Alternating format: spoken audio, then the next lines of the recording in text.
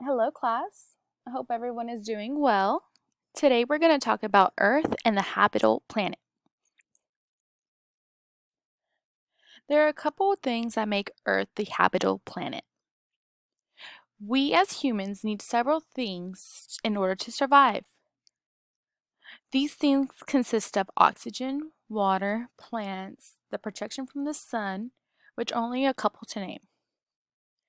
Earth, as far as we know, is the only planet that can provide all these things for us to be able to live and survive. Let's start with the position from the sun. The Earth is located at a perfect distance from the sun to be able to keep water running and not frozen. We need water and able to survive. Our plants also need this water in order to grow and give us food. A second reason that the Earth is habitable is because of our atmosphere. Based on Earth's mass and temperature, we have an atmosphere. There are other planets that do not have an atmosphere. This atmosphere gives us the oxygen we need to breathe. The atmosphere we have also allows us to output carbon dioxide, which plants need to be able to live and grow.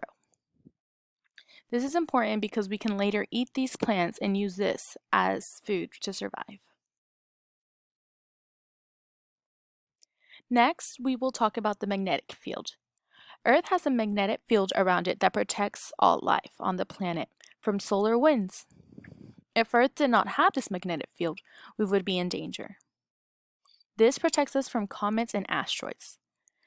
The magnetic field also helps us keep and maintain our atmosphere, which we talked about in the last screen was very important for us to be able to survive.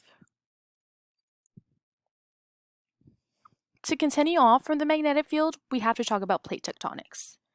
So plate tectonics are very important for our magnetic field. The liquid core in the center of the Earth has a cycle of cooling and rising, which helps the magnetic field keep strong.